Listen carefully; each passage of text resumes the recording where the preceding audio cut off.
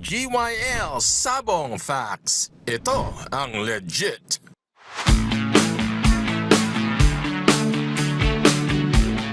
The next question. Nakapunta na ako sa conditioning camp mo. Dahil alam ko hindi ka maarte sa hindi ka gaya nung ibang mga conditioning camp o mga farm na napuntahan ko. Na grabing ang facilities, grabe. Talagang super yung talagang ginastosan nila, no? Anong belief mo sa manok, yung pag-condition mo ng manok? Ano bang importante talaga? Importante na talaga is they don't get sick. And then siguro you observe wala akong scratch box, wala akong fly pen, stress na cord. Kasi Binibitaw mo lang. bitaw lang talaga yung conditioning ko. Oh. Yung mga scratch boxes, fly pens is meant to let the chicken move.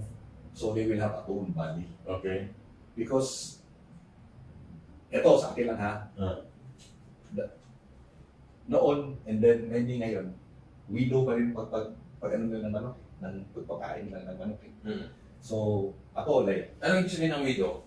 widow like how do they know that this is the right mix to this dish? Okay. Tansya lang. Tansya lang ito nagkamali, kaya na-invento yung 21 days kasi pag lampas 21 days wala nang palo yung manok. Di ba? So akin naman, anytime, all the time, kahit bunot, may palo. Kasi if you feed it right, then they will act right. Okay. So wala tayong problema doon sa feeding. Yeah. So, some nagpo-condition ng manok, sinasampi 20 times.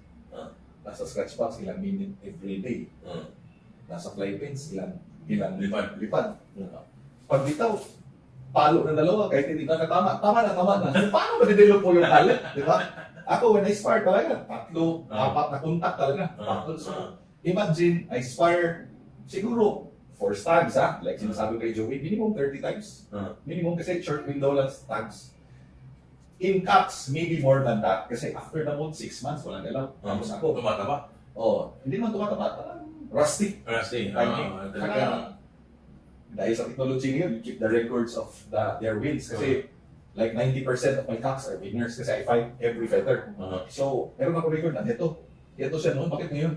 So, minsan, after 30 sparrings, bago lalabas yung putok ng palo, meron rusty sila. Rusty. Nakaks, mahirap i-move. Mahirap sila kung hindi palo. Kaya, I understand na before, when we bought we went to landing point, pangkat na, talaga. Tapos di, di ba, mga 2 taon, walang bitaw. Pag dito, binitaw, bangka. Tapos, pag nagbitaw mo ng 30, 40 times, ang gagaling ba? Lumalabas na. Lumalabas na. Mga oversize yun eh. Oo. Siyempre, walang kilos yun. Walang kilos. Taba-taba. Tapos Pero if you feed right yun, like they mold right, they age well, maganda pa yung katawan nila. Pag unang bitaw yan from the mold, wala talaga. Very tawag yan, parang bato yung katawan eh. Hindi, walang flexibility. Tapos, alam mo, I also believe in bitaw kasi, alam mo yung mga athletes, no? Bakit yung mga basketball players nagpa-practice ng 3-point shot na buong araw yun? Siguro they do it 1,000 times so that they can perfect their shot. And even the golfers also practice their swings. Also practice their yung UFC fighters, yung mga they're practicing all day. Mga boxers, they're practicing all day para muscle memory. Yung muscle memory, importante yun. Kaya hindi lang yung pinapascratch mo, hindi naman gano'n ang action na kailangan mo para pumalo eh. Yung pag ganito, hindi naman yan tinuturuan yung palo. Kailangan papaluin mo siya para yung muscle niya sanay sa ganyan na motion. So, ito tama nga, bitaw ng bitaw para may muscle memory sila doon sa nila, kailangan nilang gawin. Sa pinakaayaw ko Glenn sa training ng manok, nakikita ko sa mga hunters yung something talaga. Yung ganyan. Yung hinawakan yung buntot. Kasi you are destroying the momentum of the cat. Kasi pansin mo, pag nagpapato yung manok ng paa, yung buntot niya, pababa din yun parang aeroplano. Yes. If you're holding that, you're limiting the cat. Kaya yung mga manok na laging nagsasampi, gusto nila, mataas yung bitaw. Tama naman. Pero, like, how will you only win the derby if this is your chicken and your chicken you're hitting is here? What if ganyan? Satay na, nasa baba na yung paa. Kasi gusto niya bitbitin eh. Paano pag dito, patay na. So, what are the chances na you will ganito lagi? hindi yung window will open up in a fight, di ba? Hindi mo pa, ano yan. Not always. No? Yeah. Kaya ako, when I select for like, ito pang big time ito, is I do catch ka. And then when I do catch ka, is this is the opponent, I do it here, makikita mo talaga na papalo siya ganyan. Kahit nasa baba, papalo siya. Hindi siya ano, maniyahin pumalo. Pag ito, ginanyan mo, tapos mag-move siya ganyan, pag ganyan move. So, sipin mo, he is waiting for that angle to open. Mahirap yun sa pag-tagiliran, pag-draw. Wala na, tamaan din agad. Correct. Kasi may hesitant na Gusto niya maano talaga, yung not fire all the time. Yes. Pag fire na, bahala na, draw na kayo. Ang pinaka-deadly na manok is one that can hit at any angle, at any moment. Yeah. No? Yun ang pinaka-deadly na manok. Kaya pag nag-ano kami, di ba? Isa sa mga styles mo rin na nasa cockhouse ka na. Minsan binibitaw mo pa yung manok Yes. na panglaban. Di ba? Nakita ko yun eh. Pag duda ka, Oh. if you don't get it right, So, anong tinitingnan o anong inihintay mo na action sa manok na pagbitaw mo at nakita mo hindi pa siya tama? Ano yung inihintay mo na action? yung medyo papalo siya ng malakas, saka ko lang titigilan. Kasi before I adopted that, mga siguro 4 years ago, or during the pandemic, nakikita ko ba na house fight yun, di ba? So, yung mga taga-ano doon, imbitaw nila kung sino yung magaling, doon sila pupusta ng Rotarian. And it's open secret in house fight. So, nakikita ko na bankrupt sila lagi kasi yung binubugbog, yung nananalo. Yung bugbog, bakit baliktad nangyayari? So, hipo-hipo, ganyan, sa bandang knowledge. And then, I listened to a podcast or from the internet of this American breeder na kaya naturalist ako eh.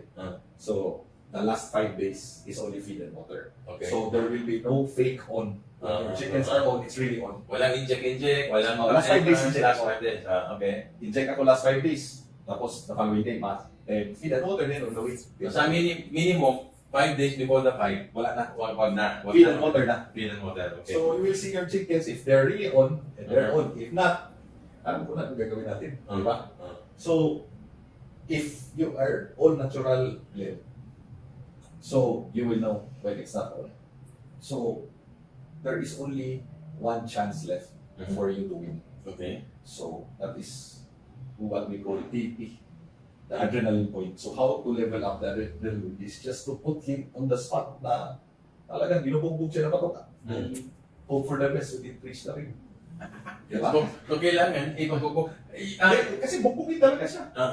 Kasi patanga-tanga siya, hindi siya naka-point. Oh. Ngayon, ano bang cause niyan? Ano sa tingin mo, bakit hindi siya umabot sa point? Is it because too much moisture siya? Too dry siya? Ano niyan? Yeah, this another day of discussion. Kasi, basically, it's like hindi siya empty out. Okay. So when it's not emptying out properly, it could be too dry, it could be too wet, it could be whole. Okay. So, ako, when I limber, pag hindi yan nag-ipot, those 3 scenarios are there. Okay. So the best thing to do is give a feed and then let it take water. Let it take. So, parang you trick them na kung may excess moisture and then it's holding moisture, he will ipot niya. Pag hindi siya hindi siya nag-ipot, meron naman dry feed, so parang it will, Stimulate. Like, so, it's not emptying on time. So, pag ganyan nag-bisyo yung manok mo, and then it could be coccidiosis. Okay. Because pag walang laman yung bituka, walang laman, sakit yun eh. So, they will hold the feed kasi you're feeding less on fighting. So, pag hindi mag-ipot, then hold na ka. Then, wala. So, those are the possibilities lang. Some, pwede mong ilabas sa cockhouse kasi, like, cockhouse may maintain like 24 to 26 and 50 to 60 humidity kasi dyan lang. So, whenever the humidity cannot be controlled, make sure your temperature is at 24 to 26 kasi useless naman if you are in the 50s. Pero yung temperature mo 23, pagkaging naman mo magtitigas ng katawan. Giniginaw. Oh, so when you open up the door, the humidity rise up. But if you are still 24 to 26, you're good kasi sa labas, normal setting, habang maliitin, kumakalog na naman. So that's the last card talaga, is to go EP. Okay. So regardless of it's empty, it's like that, whatever it is, if you go adrenaline points, there's nothing wrong. And I have high success. GYL Sabong Facts. Ito ang legit.